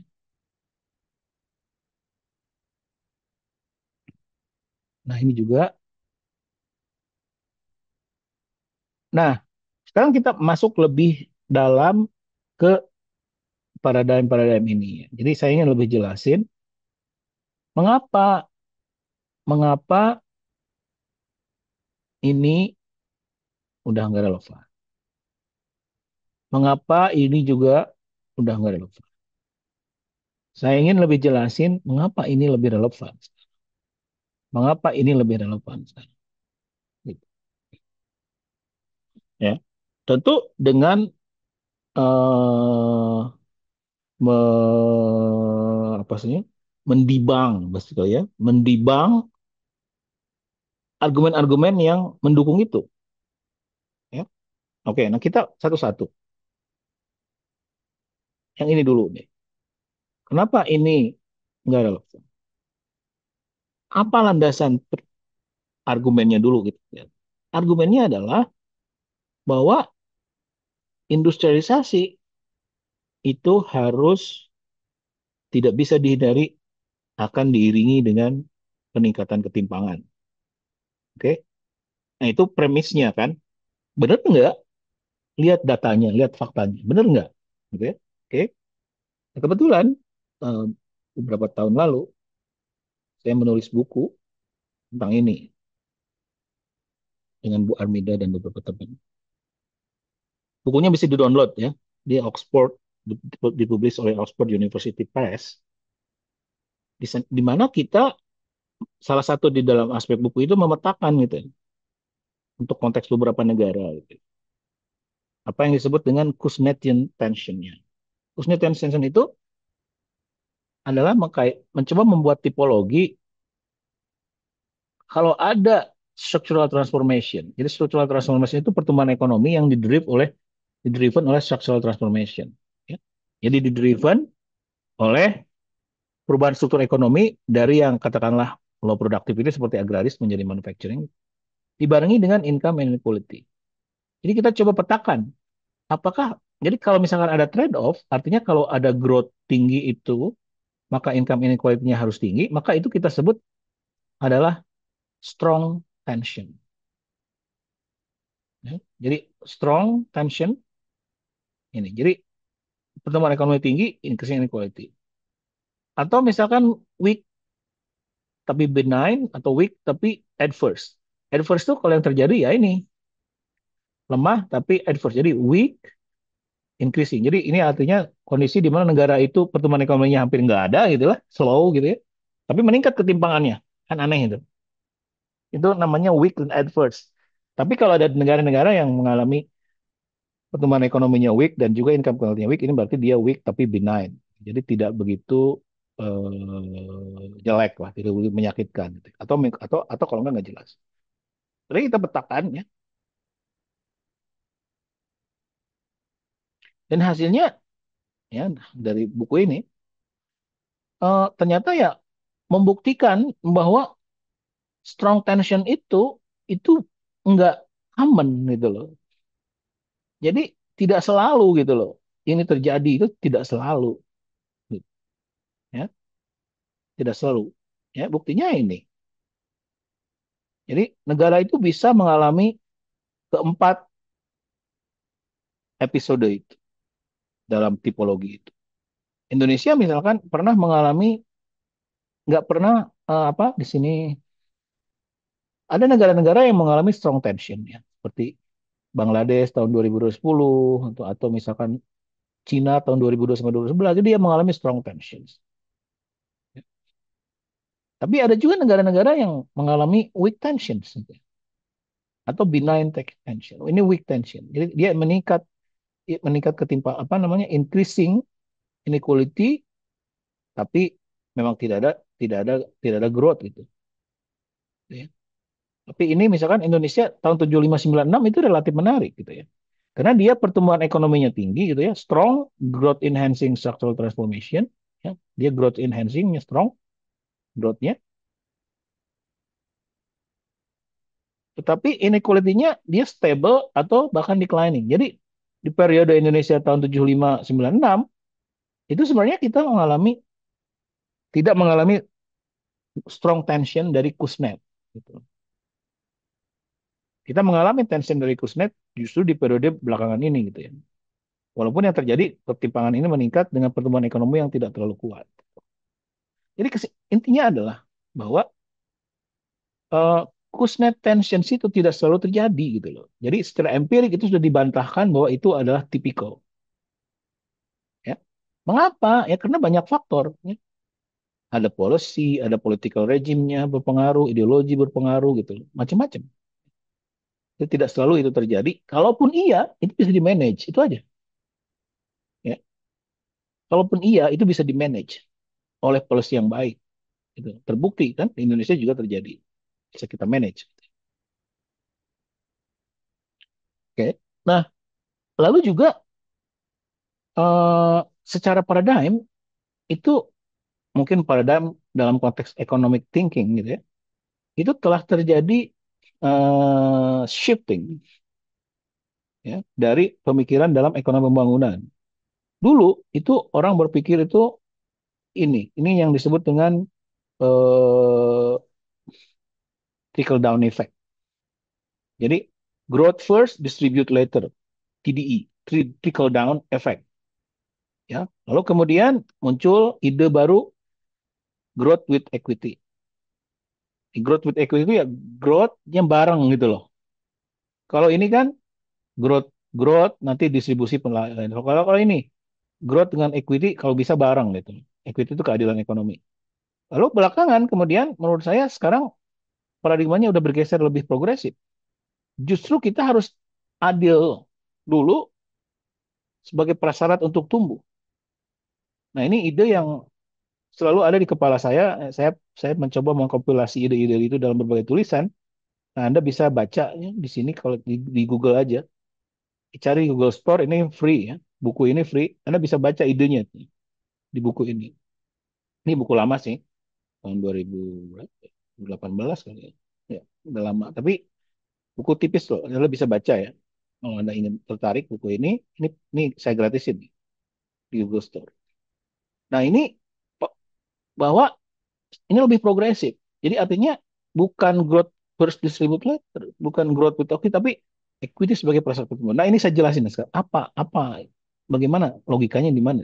Ya, logikanya begini. Dari berbagai macam teori dan literatur ya, itu saya terutama di sini. Ya. Nah di dalam pembangunan itu ada yang disebut dengan endogenous growth theory. Pertama kali dikemukakan oleh Romer, Lucas, Barrow. Di mana di endogenous growth theory itu bilang pertumbuhan ekonomi itu hanya bisa sustain gitu ya, kalau munculnya dari productivity, dari cara kita cara kita berproduksi, dari kepintaran kita berproduksi, ya itu produktivitas, ya. Oke, lalu dari beberapa publikasinya Asameglu misalkan ya, yang dapat Nobel kemarin tentang inclusive institutions and development, lalu recent empirik dan lain-lain. Jadi ceritanya begini. Oke, kita mulai dari hasil akhirnya. Kita kan mau pertumbuhan tinggi nih, ya kan? Kita mau pertumbuhan ekonomi tinggi. Dari mana sih pertumbuhan ekonomi tinggi? New Endogenous Growth Theory bilang, ya, bukan teori lama nih, teori baru pertumbuhan menyatakan satu-satunya sumber pertumbuhan ekonomi tinggi itu produktivitas, nggak ada lain. Dan ini tidak bisa tergantikan. Ini hanya satu-satunya jalan. Kalau kita mau pertumbuhan ekonomi tinggi itu harus melalui peningkatan produktivitas. Jadi input kita, labor, kapital itu harus produktif. Baru kita bisa tumbuh secara sustain. Kalau hanya modalnya itu sumber daya alam dan lain-lain itu kita nggak akan tumbuh secara sustain. Mungkin tumbuh di suatu masa, masa besoknya kita turun lagi gitu loh. Oke, nah sekarang pertanyaannya produktivitas dari mana dong munculnya? Nah, produktivitas itu munculnya ya dari ini, dari software dan hardware-nya, juga dari wetware. Dia ada soft, jadi dari hardware. Hardware itu apa? Hardware itu mesin-mesinnya yang lebih canggih gitu ya. Software-nya ya lebih mesinnya lebih banyak dan lebih canggih software-nya gitu ya. Dan juga ada wetware-nya. Wetware itu orangnya. Nah, ini si penaikan produktivitas ini hanya muncul dari R&D gitu. Kalau kita melakukan research and development, oke? Okay? Nah, research and development itu hanya mungkin muncul kalau ada talent pool. Tentu research and development juga harus difasilitasi oleh negara. Di sini negara berperan memfasilitasi R&D. Nah, sekarang si talent pool ini apa sih? Talent pool itu sekelompok orang yang pinter, yang mampu berinovasi. Berapa besarnya banyaknya orang ini penting, ya. Ini penting dalam pertumbuhan ekonomi. Dan ini juga dipengaruhi oleh banyaknya, ya. Bukan hanya pintarnya, tapi banyaknya. Makanya saya tuh sangat nggak setuju kalau ada yang bilang, oh ternyata orang Cina itu dia genetiknya bagus ya, kok pinter-pinter ya. Pernah ada foto, saya nggak tahu ada foto ya. Ini nih, supaya Anda ingat lah, kadang-kadang kuliah kan ada intermezzonya. Ini ada foto ini, saya ingin share.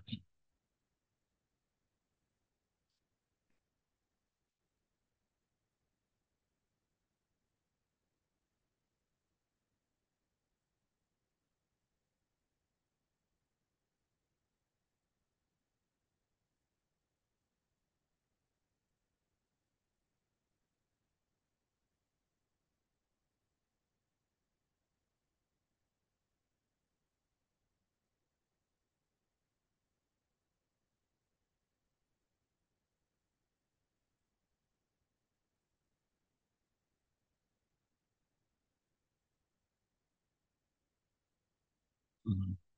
Ini lucu aja gitu.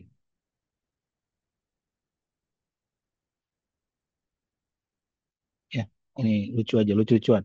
Ini eh ini jadi bahan lucu-lucuan. Jadi selama apa puluhan tahun Amerika itu nggak pernah menang Olimpiade Matematika. Akhirnya menang, ya. Dan dia ngalahin Cina. Nah ini yang menangnya, Cina juga. Oke, Cina juga.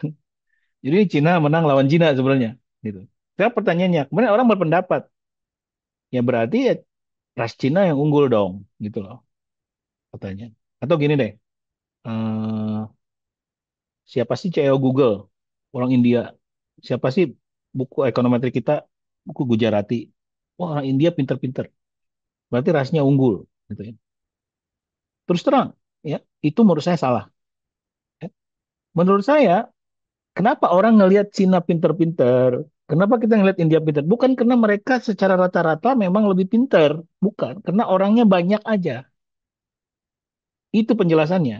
Karena orangnya banyak aja, ya. Dan orang-orang pinter itu akan terangkat ke permukaan gitu loh, ya.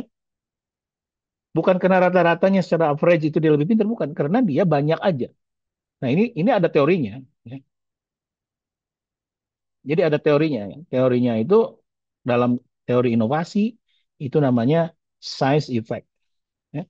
Size effect. Jadi ketika ngelihat kita history of world civilization, peradaban dunia gitu ya, itu negara daerah-daerah yang maju, ya, peradaban-peradaban yang maju, kota-kota yang maju dari zaman Romawi kuno dan zaman dulu itu ada kota yang populasinya banyak. Pak, bukannya populasi itu burden? Iya, mungkin. Tapi jangan dilupakan juga bahwa populasi itu potensial. Jadi katanya rata-rata dalam populasi itu 3 sampai 5% itu adalah orang-orang hebat gitu. Dan itu di suku apapun, di ras apapun. Ya. Jadi kebayang nggak Indonesia itu? Sebenarnya bisa ngalahin Singapura dengan sekejap dalam hal teknologi, dalam hal apa gitu loh. Jadi itu potensinya. Ya, ini yang disebut side effect. Kenapa coba? Karena ini ada di dalam teori yang dikemukakan oleh Romer. Dia dapat Nobel ya dari teorinya ini. Bahwa dia harus membedakan, kan barang itu katanya ada barang yang sifatnya rival, ya, ya. Ada barang yang sifatnya rival, ya. Ada yang non rival gitu. Barang yang rival itu adalah barang yang kita ambil, kita makan, kita konsumsi, maka besarnya, maka ketersediaannya untuk orang lain itu akan hilang sebanyak yang kita konsumsi. Itu rival goods. Kalau non rival, ketika barang itu kita pakai, maka tidak mengurangi ketersediaannya untuk orang lain. Ya, nah, barang termasuk dari barang modal, input terhadap proses produksi, gitu ya. Kalau kapital, gitu ya, dia barangnya barang rival. Makanya dia akan mengalami proses diminishing return juga. Tetapi produksi itu kan bukan hanya dihasilkan oleh rival, tapi juga dihasilkan oleh inovasi. Dan ide, kata dia, idea, itu adalah non-rival. Jadi kalau ide itu muncul dari satu orang, mau dipakai ide itu untuk semua orang bisa gitu loh. Dan tidak akan habis gitu loh. Dia pakai dalam satu kali proses. Gitu. Nah ini yang menyebabkan terjadinya size effect. Karena kita cukup punya satu orang hanya dari 1.000 yang muncul dengan sebuah ide. Dan orang lain bisa pakai. Jadi semakin banyak orang, semakin baik sebenarnya. Kalau probability untuk dia memunculkan sebuah ide, itu sama ngoras apapun juga. Gitu loh. Ya, nah, makanya salah satu yang membuat Cina maju sebenarnya. For some reason, mereka bisa membuat probability dari orang Cina untuk come up dengan ide menjadi hebat, menjadi reality. Sementara Indonesia masih pada tahap probability gitu loh. Kenapa? Karena ketika seorang bayi lahir, sebenarnya probability dia untuk menjadi pencipta ide, menjadi pencetus ide itu sama kalau dia mau lahir dimanapun juga. Ini nih, ini penting untuk Anda pahami supaya jadi jangan jadi bangsa yang pesimis. Ya, probability seorang bayi di Sleman, di Kendal, di Ciamis untuk jadi seorang inovator itu sama dengan probability seorang bayi di Shenzhen, Cina. Sama probability-nya. Tidak ada teori genetika yang bilang itu berbeda. Tidak ada. Ini Anda harus paham nih. Tidak ada. Jadi jangan jadi bangsa yang pesimis, jangan jadi bagian dari bangsa yang apa istilahnya tuh kalau terlalu tidak pede sama dirinya sendiri, ya. Kadang-kadang kita merasa begitu karena kita dijajah lama gitu. Jadi sekali lagi ya, probabilities ketika seorang bayi lahir di desa di Indonesia dengan di Cina untuk jadi inovator itu sama probability-nya. Problemnya adalah realitanya beda. Kenapa? Karena ada hambatan-hambatan struktural yang membuat si bayi itu lahir kemudian setelah dewasa jadi inovator atau tidak gitu loh. Kalau ketika bayi itu lahir kemudian tidak bisa makan gimana? Tidak bisa makan bergizi gimana? Jadi stunting gimana? Nah itu problemnya. Atau kalaupun dia tidak stunting, bapaknya nggak bisa ngasih duit untuk sekolah. Ya. Nah ini problem kita tuh di situ. Jangan sampai salfok, gitu. Jangan sampai galfok gitu ya. Problem kita tuh di situ. Ya. Nah kebetulan mungkin di Cina itu equality opportunity dia dia mau lahir di mana aja, di keluarga mana apa, peluang dia untuk jadi inovator itu sama. Karena dia tidak akan kekurangan makan, dia tidak akan stunting, dia akan bersekolah, pasti bakal bersekolah sampai setinggi apapun kesempatannya sama. Nah di Indonesia ini yang kurang adalah pemerataan kesempatan. Nah ini ya. Dalam aspek kesehatan dia kurang gizi, stunting, kurang makan. Orang, jadi ada paper yang bilang ya, eh, nih ini untuk anda-anda yang punya pandangan seperti ini. Selalu ada orang yang kritik kepada saya, Bapak tuh terlalu pro bansos. Padahal bansos tuh bikin orang malas, bikin orang miskin. Saya suka marah sama orang yang berpikir seperti itu. Saya bilang, kalau sebenarnya yang membuat orang miskin itu bukan kebodohan atau bukan kemalasan. Saya bilang. Justru kemiskinanlah yang membuat orang bodoh. Gitu. Jadi menurut saya problem ayam dan telur antara kemiskinan dan kebodohan itu sudah nggak ada lagi. Yang benar itu yang menyebabkan itu kemiskinan. Intinya itu di kemiskinannya. Kalau kalau kemiskinannya kita pecahkan, dia nggak akan bodoh. Gitu. Jadi kausalitasnya itu. Jadi bukan kebodohan yang membuat orang miskin atau bahkan kemalasan yang membuat orang miskin. Yang membuat orang bodoh itu justru kemiskinan. Jadi kalau kita pecahkan kemiskinannya, kebodohannya akan selesai. Gitu. Dan itu udah banyak penelitiannya. Ada satu penelitian yang ingin saya share menarik. Ini saya share sedikit. Hmm, mana ya?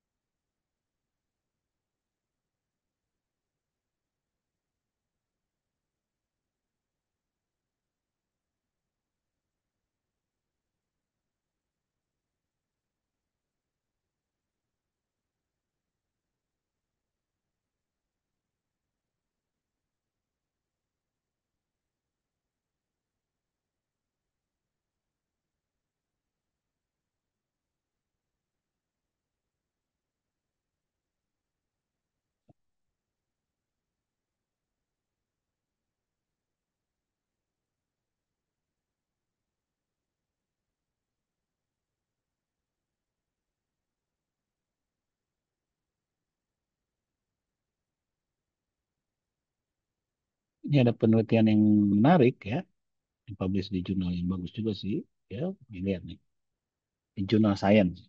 Ini ceritanya gini nih penelitian.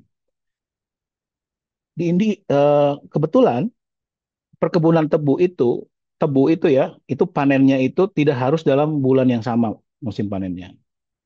Jadi tebu itu dia bisa panen orang perkebunan tebu A itu dia panen di bulan Januari pada saat orang lain panen di bulan yang lain. Jadi ada satu masa di mana ada desa-desa gitu ya yang sedang panen gitu ya. Ada desa-desa yang udah lama nggak panen gitu loh. Bayang ya. Nah biasanya kalau di desa-desa itu kalau orang yang baru panen itu lagi tidak miskin tuh orang-orangnya. Petaninya lagi tidak miskin. Sementara daerah-daerah yang sudah lama nggak panen, dia udah habis duitnya nih, jadi miskin nih. Nah ini bagus ini untuk eksperimen. Jadi dibuatlah eksperimen, dibandingkanlah desa-desa yang sama-sama perkebunan tebu, tapi yang satu itu sedang panen, yang satu nggak panen. Kemudian dites tuh petaninya tuh, tes matematika tuh, tes logika kognitif di sini. Nah, ide baiknya apa? Baiknya antara petani yang dibandingkan itu karena karakteristiknya sama. Berarti kalau ada perbedaan kognitif itu pasti murni karena nggak punya duit aja. Dan ini hasilnya menunjukkan begitu. Post harvest, pre harvest gitu ya. Ini kognitif kontrolnya misalkan pre harvest, post harvest. Jadi yang sedang panen, yang sudah lama nggak panen itu dites dia mau disuruh satu kalau tambah satu juga kasarnya ya, itu dia lebih bego daripada orang yang sedang lagi panen. Jadi artinya apa? Ya artinya kemiskinan lah yang membuat orang bego gitu loh. Sorry. Jadi yang bukan bukan bukan bego yang menyebabkan miskin ya. Miskin yang bikin bego gitu loh. Ya ini ada teorinya namanya scarcity theory. Ya, ini namanya scarcity theory di dalam psikologi. Jadi eh, poverty atau financial scarcity ini ya itu tunnelingnya menjadi dua. Yang pertama apa efeknya ke satu. Dia tunneling, attention, focus, and neglectnya kurang. Lalu ada mental bandwidth. Kemudian ada trade off thinking, sehingga akhirnya ke economic decision dan behavior. Oke, okay? Nah hmm,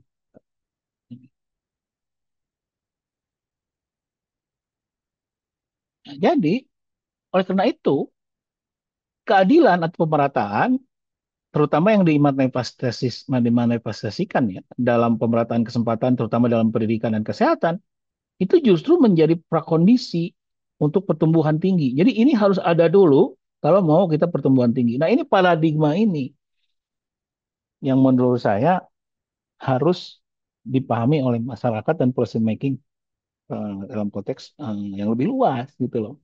Karena banyak sekali orang-orang yang menurut saya gagal paham gitu loh.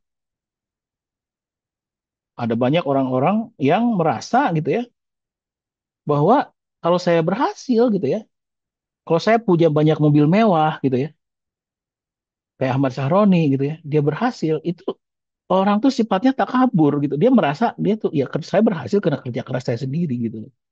No way gitu ya. No way gitu ya. Ini karena Anda ekonom ya. Ini saya kasih tahu kutipan dari seorang ekonom yang mungkin Anda kenal. Nih sebelumnya masuk sini. Nah ini. Joseph Stiglitz, pemegang hadiah Nobel tahun berapa? Ini dia bilang, I tell my student that they have one crucial decision to make in life, choosing the right parents. If they get it wrong, their prospect may be bleak. Ini kan sindiran sebenarnya bahwa kesuksesan kita, keberhasilan kita dalam hidup itu ditentukan oleh satu faktor penting. Siapa orang tua kita? Dan itu gambling. Jadi artinya apa? Artinya Anda itu sekarang ya, bisa kuliah di Unpad itu hasil judi gitu. Judi yang pertama adalah apa? Adalah Anda kebetulan punya orang tua yang mampu memberikan gizi ketika Anda lahir dengan ketika Anda tumbuh, punya uang untuk sekolah-sekolah yang bagus dan itu tidak semua orang mampu dapat ya. Jadi apalagi di masyarakat seperti Indonesia yang low mobility social low social mobility ya. To whom you were born is the key ya.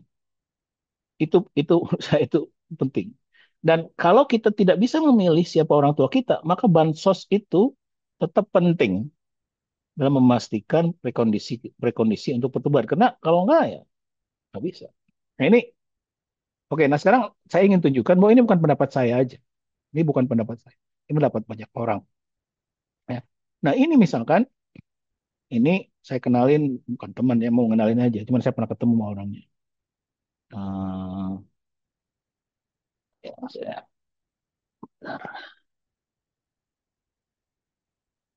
hmm,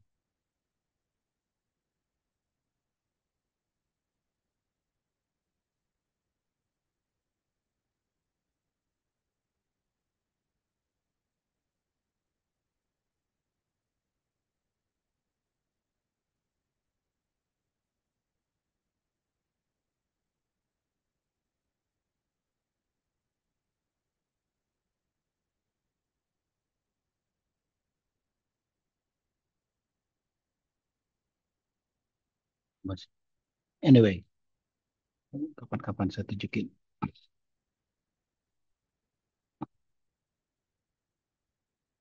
Oke, nah ini adalah Chief of Economic Advisor dari Joe Biden. Oke, Joe Biden. Jadi dia Heather Busi itu dia menjadi economic team campaign dari Joe Biden dan kemudian setelah Joe Biden jadi presiden, dia menjadi kepala dari CEA-nya, Chief Economic Advisor, CEA. Nah, dia beranggapan persis apa yang saya bilang. Jadi dia beranggapan bahwa equality is good for growth. Makanya kebijakan-kebijakan Joe Biden pada saat itu sangat progresif. Ya. Dia menulis buku nih, bukunya Unbound. Ya, Unbound. Nah, ini saya punya bukunya. Anda kalau tertarik silahkan baca bukunya. Dan itu menarik sekali buku itu. Persis seperti yang saya sampaikan di waktu saya ketemu sama dia. Saya bilang saya menulis buku ini sebelum Anda menulis buku ini. Saya bilang. Dan idenya sama. Dia ketawa-ketawa. Saya ketemu di Washington DC sama dia. Waktu dia baru selesai. Ya baru kalah lah, baru kalah Biden. Dia masih masih CA. Kemudian saya kebetulan jadi pembicara dengan dia bareng ya. Dan saya salamin dan saya berfoto dan karena ini orang yang saya kagumi banget. Nah, di dalam salah satu bukunya di chapternya dia ada ini nih. Nah, ini, di dalam salah satu bukunya. Dia mengutip penelitian dari Ricchetti. Judul judul papernya dia ekonom Harvard ditulis di papernya apa Quarterly Journal of Economics. The Lost Einstein. Jadi karena Amerika itu datanya bagus ya, si CT itu dia bisa mengumpulkan data para penemu gitu ya, jutaan penemu. Tapi karena datanya bagus, dia bisa mentrace masa kecil para penemu itu. Dan di sini kemudian dia lihat ternyata mereka bisa ditrace kayak name-nya lah gitu lah, nilai nilai ujiannya waktu waktu sekolah gitu. Nah, ini kelihatan di sini nampak bahwa ini semakin gini semakin gede. Nah, ini misalkan tapi dia bagi kelompoknya menjadi kelompok kaya. Nah, ini kelompok kaya, parent income above 8%. Jadi 20% terkaya di Amerika. Nah, yang biru ini adalah kelompok anak-anak yang ke orang tuanya itu eh, nggak kaya gitu loh. Nah, kelihatan di sini, walaupun ketika kecil dia dites matematikanya sama, ketika besar, probability dia untuk jadi penemu itu sangat lebih rendah daripada orang kaya. Jadi setelah itu ada proses yang menghambat kenapa sih calon-calon penemu itu akhirnya end up tidak jadi penemu. Nah, ini yang disebut dengan the lost Einstein. Kebayang nggak di Indonesia berapa the lost Einstein? Kebayang nggak? Coba ada pikir. Kalau kita percaya bahwa kalau Anda tidak percaya Anda Nazis ya. Kalau Anda percaya bahwa genetik itu mendrive intelligence ya, itu Anda Nazi, Anda temannya Hitler itu ya. Dan itu bull, maaf ya, itu waduk gitu ya. Genetika itu tidak sama sekali tidak ada peran dalam kognitif. Kalau enggak itu Anda rasis. Jadi disregarding your gene, probability Anda untuk jadi penemu itu sama. Tapi ketika Anda tidak jadi penemu, maka itu pasti proses along the way yang menjadi penghambatnya. Nah, ini terjadi di Amerika juga seperti itu. Jadi sebenarnya kita probability untuk bisa menang Piala Dunia itu sama dengan England menurut saya. Susah amat sih nyari 11 orang nyari tim pemain bola misal. Ini kalau kita bicara keahlian ya, bukan hanya kognitif tapi keahlian mengolah bola gitu ya. Problemnya adalah ketika dia lahir probability jadi David Beckham tuh ada gitu loh. Cuman kenapa dia nggak jadi David Beckham gitu? Kenapa kita harus mengimpor pemain bola semua dari Belanda? Ini bule semua. Itu kebijakannya yang salah adalah kita membuat kebijakan ekonomi pembangunan yang kurang pro rakyat, yang bansosnya kurang, gitu loh, basically. Perlindungan sosialnya kurang, pemerataan kesempatan itu kurang, gitu ya. Ini ilustrasi sedikit ya. Dulu waktu saya masih awal-awal di Unpad itu saya suka mengawas ujian masuk Unpad gitu ya. Itu saya suka bercanda tuh sama teman-teman. Nih ada orang nih, karena kita tahu datanya, misalkan yang satu anak dokter misalkan, yang satu anak tukang ojek nih misalkan aja ya. Kemudian dia ikut tes nih masuk Unpad. Terus saya punya uang 1 juta, terus kemudian saya sama teman saya kemudian eh, gamble gitu sob. Kamu mau pegang siapa? Gitu. Yang mana yang mau masuk Unpad yang lulus apa enggak? Jelas nggak ada yang mau megang si anak tukang ojek ini kan?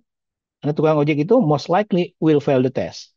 Anak dokter ini mungkin akan masuk ke Unpad. Kan itu dunia yang sangat tidak fair, ya. Bagaimana mungkin nasib dua orang ini ditentukan oleh bapaknya apa, gitu ya. Nah, artinya kalau republik ini kita masih nggak berani. Nah, kalau misalkan saya tidak berani, saya nggak berani bertaruh, karena chance-nya sama. Nah, itulah Indonesia yang kita impikan, gitu loh. Apakah ada Pak society seperti itu? Ya ada lah. Coba Anda ke Norwegia, coba Anda ke Belanda, coba Anda ke Finlandia, gitu ya. Mau anak siapapun juga ketika dia masuk UMPTN, misalkan kalau ada ujian, itu pasti chance-nya sama dia lulus. Atau minimal apa bapaknya siapa itu nggak jadi faktor gitu loh. Nah kalau di Indonesia itu jadi faktor ya, dan itu menyedihkan gitu loh. Artinya masyarakat yang kita impikan yang ideal itu adalah ketika kita sudah tidak bisa lagi menebak nasib seseorang hanya karena bapaknya. Itu society yang kita impikan gitu. Tapi kalau itu masih ada, berarti kita masih harus banyak berbenah. PR Anda ya. Nah ini ya. Nah ini contoh kebijakan-kebijakan Joe Biden yang banyak yang banyak dilahirkan oleh pemikiran si ibu ini, Heather ya. Banyak dilahirkan oleh Heather. Jadi dia invest tuh dulu di tax child tax credit, bayangin. Seumur-umur di Amerika nih ya, child tax credit. Jadi eh, dia memberikan tax rebate per child gitu ya. Ini sehingga orang akan eh, apa namanya lebih baik dalam mengembangkan kualitas kognitif anak dan lain-lain untuk orang-orang miskin terutama ya. Nah ini misalkan saya tahu sejarahnya ya. Dulu itu ini diprotes nih karena katanya kebijakan ekonomi Biden yang banyak dipengaruhi oleh orang ini itu dianggap terlalu kiri, terlalu sosialis gitu ya. Nah sehingga sampai kemudian harus disembunyikan gitu, dikasih nama infrastructure plan gitu ya. Building utility transportation kan ini seolah-olah jadi bukan social policy ya, bukan social spending ya. Ini mungkin social spending ya. Nah, yang ini kelihatannya social spending. Ini social spending. Nah, ini yang dianggap terlalu kiri kan, terlalu sosialis gitu ya, oleh orang-orang yang kanan ya di Amerika. Nah, sehingga akhirnya sebagian disembunyikan ke dalam sini gitu. Oh, ini bukan social spending, ini infrastructure plan. Padahal isinya housing untuk orang miskin, subsidi transport untuk orang miskin, in-home care untuk home care, dan lain-lain. Jadi maksud saya, kebijakan Joe Bidenomics pada era di mana ekonom chief ekonomisnya Heather Buttigieg itu sangat progresif. Nah, sayangnya kalah sama Donald Trump. Nah, sehingga jadi terhambat lagi nih apa namanya paradigma progresivisme dalam pembangunan di Amerika. Padahal Amerika itu sudah sangat timpang banget tuh negara.